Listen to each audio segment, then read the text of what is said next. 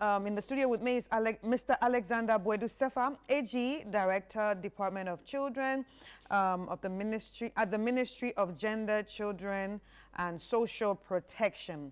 And we also have Esinam Ahiadome, who is a gender specialist at Plan Ghana. You are all welcome. Thank you. How are you doing? We are fine. All right. So this is actually my first time hearing about the Day of the African Child.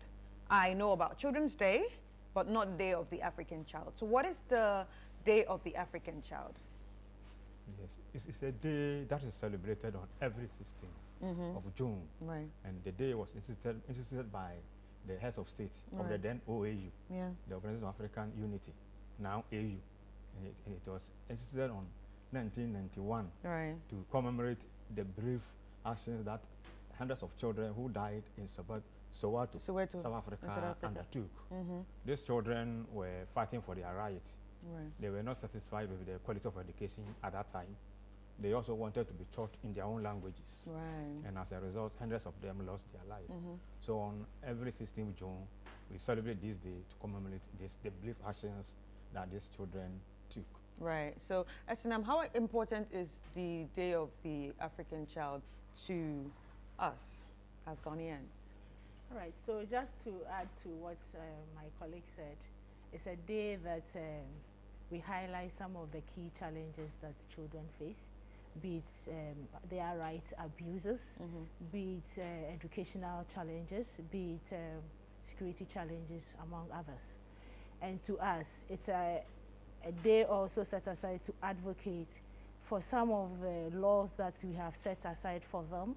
The African Charter that we have signed with respect to children's rights, and all other conventions that we have ratified as a country. And bear in mind that Ghana is among most often the first countries to sign most of these treaties and conventions. So if we have done that, then we should be able to implement them, domesticate them, and ensure that we uphold the rights of every child, irrespective of its geographical area, its ability, his disability, or anything. And so to that day is always used to create awareness, advocate for some changes, and bring to light some of the challenges and actions that are being taken. All right. So, Alexander, obviously you work at the Ministry of Gender and Children and Social Protection.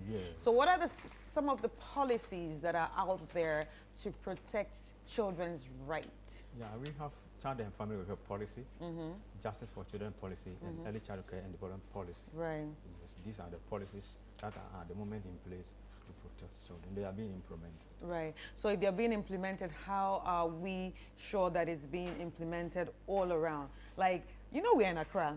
So usually it feels like, they just say everything and then we listen to it in Accra, and then maybe they are doing it in 1 or 2 or 3 schools in Accra. So what about the people outside Accra? How are you ensuring as a ministry that these other people are implementing those same policies to protect those children in those areas? Yes, we have committees in place. We have it from the national level, so we have the National Child Protection Committee. We also have the Regional Child Protection Committee. They see to the implementation of the policies at the regional level, and then we also have the District Child Protection Committees, and even we have the community ones. So they all see to the implementations of these policies. Okay. So, Esinam, this year's theme is about education. So tell us what the theme is. So it's about having access, every child having access to education, and access go beyond just the school building. How are we ensuring as a nation that our children, wherever they find themselves, have quality education, have environments where they can study, have the materials that can aid their education at all levels, and how are we ensuring that even children with disability are all inclusive? Are all inclusive. So these are the things we want to highlight, and for me, there are challenges with it. Yes, we have a very beautiful policies and laws. We have taken actions to do the free compulsory basic education. We have including the SHS free. But how are we ensuring that each child, irrespective of wherever she or he is benefiting? and it has challenges. Yeah, so the school buildings yes, exactly. are not accessible. I was in Upper West and Upper East the last time. It's terrible. Some of the school buildings are terrible. A whole school without washrooms. How will the girl child, for example, in her menses be able to go? She won't. These are barriers to that child's education. When we talk about teaching and learning materials, they are not available. Only few, or in some schools, no. We are not saying that government is not doing something. Government is doing something, NGOs are doing something, international NGOs are doing something. But the fact remains that the challenges are there. Yeah. Even in some schools, some in communities, children have to travel long distances to be able to get access to education. Yeah. And so as much as we are doing everything free for them, we should also put mechanisms in place to ensure that as much as it is free for everybody, and a child in Accra can just walk 2-3 meters to the school, the child in Zini, in the very remotest areas in Ghana, also have access. Right. The building, the teaching, learning material, quality of teachers. Teachers are not accepting posting to some remote areas. What do we do to ensure that that teacher is motivated to go? What do we do to ensure that ICT, even if I'm in America Kope, I should be able to know how to hold a mouse and not using stones to be representing mouse. Or just join the computer on the wall and then just say, this is how it looks like. We want to know practical learnings. Right. We are not, gone were the days when A is for apple and we don't know what apple is. True. So we need to do practical learning to enhance the children's performance. Right. That we don't end up doing free, and then at the end of the day, the child after SS doesn't go anywhere. He still doesn't, he still can't compete with others. What kind of education are we giving that even after SS, with or without formal education, the child can start something on his or her own? Right. That's but the fact is, there are much challenges to our children. Right. Even in Accra, they are. True. So just imagine those in the villages. So yes, this day I'm happy we are talking about it, but it is not about one man business. Yeah. It's a collective effort. We all have to contribute. The NGOs must come on board, international NGOs must come on board, the ministry must come on board, government. The two of us must come on board. Exactly. To support. Right. Okay, so before we ask how people can actually help, she talked about the schools. Yes. So obviously, boy child, girl child is under the gender ministry, right? But now boy child, girl child need good education. Of course. So is there a possibility, or is it already happening that the Ministry of Gender and Children Protection can actually work together with the Ministry of Education? Yeah. Does it already happen? We have been collaborating on a lot of issues, not only with Ghana Education Service, also even with the NGOs, including Prime Ghana. We've been collaborating. It's because it's a collaborative effort. It's not a one-man's effort. Right. And even in promoting the rights of children, the children themselves also have a role to play. Yes. So what role should the children be playing? First of all, they must know their rights. Okay. First, they should endeavor to know their rights. Are you teaching are the rights being taught in school? Yes, they are being taught. I think you can see something here on the. Right. Yes, they are being taught, and they are our staff. I think they are our staff. They are our staff. Right. And so when they get to know their rights, then they can enjoy their rights. And when it is trampled upon, then they know exactly where to go and report. Yeah. So they are being sensitized. Right. So for example, if something happens to a child and maybe you trampled upon a child's right, can the child take you on? Yeah, of course. Why not? That is it, and that's the more. Are we teaching them to take them? That's why we are sensitizing them to know their rights, because you can't take what you don't have and you don't know. I ask because of the kind of society that we are. We like a bayeye. Oh, respect your elders. Oh, everything will be fine. That's why I asked. Anyway, but Esinam, how can people help?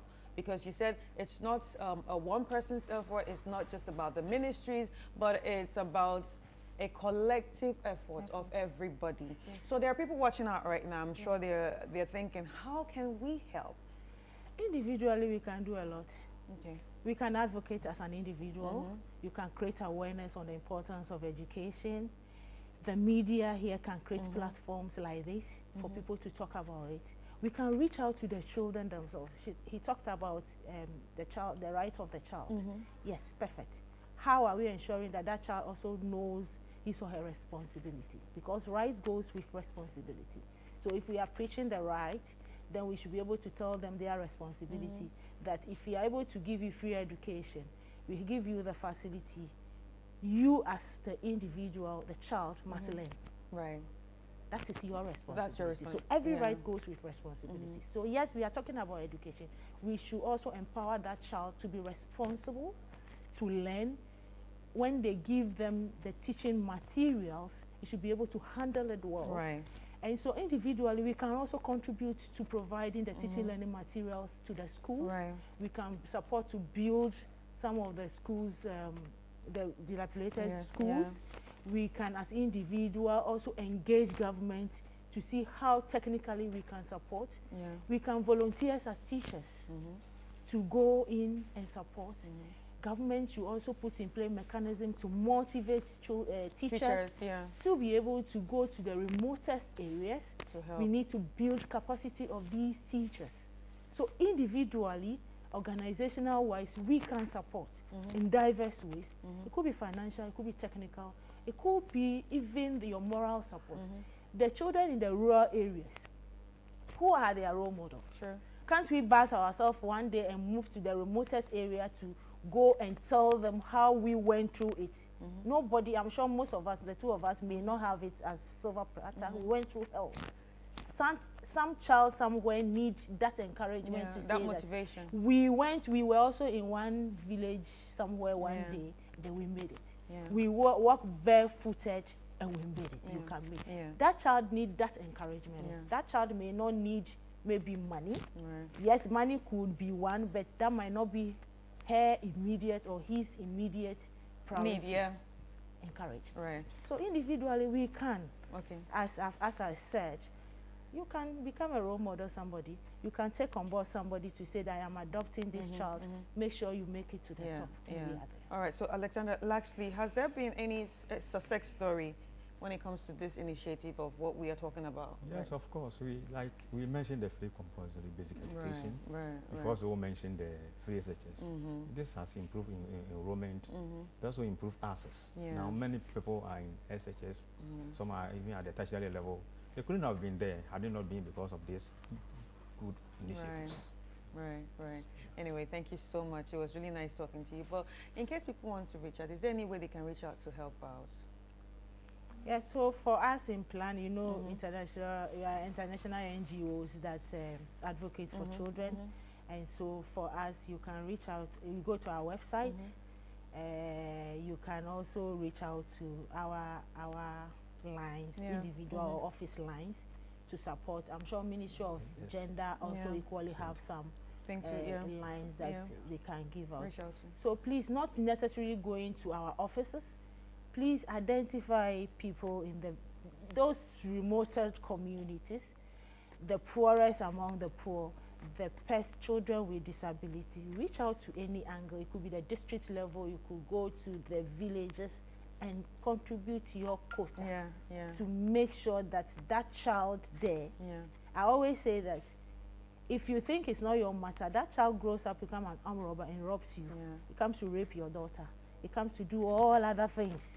So please, let everybody's matter be our matter, and let's contribute to Mother Ghana. All right, thank you. And please, we are urging all caretakers and parents and everybody to invest in children's education because it pays to invest in children's education. We are here because of some investments our parents made in us some years ago. So I'm just urging each and everybody to keep investing in children. Right. Thank you so much. Thank you. So we've been having a conversation on the 2024 Day of the African Child, which was on the 15th of June. And this conversation has been very eye-opening. And I am urging each and every one that, you know, the children are the future. But at the end of the day, if we do not help the future, if we not invest in the future, it might be very catastrophic. So if you can, you can adopt a child. I don't mean like necessarily taking the person to your home and everything. You can adopt a child in the area to say, okay, I want to help this person. I want to help educate this person.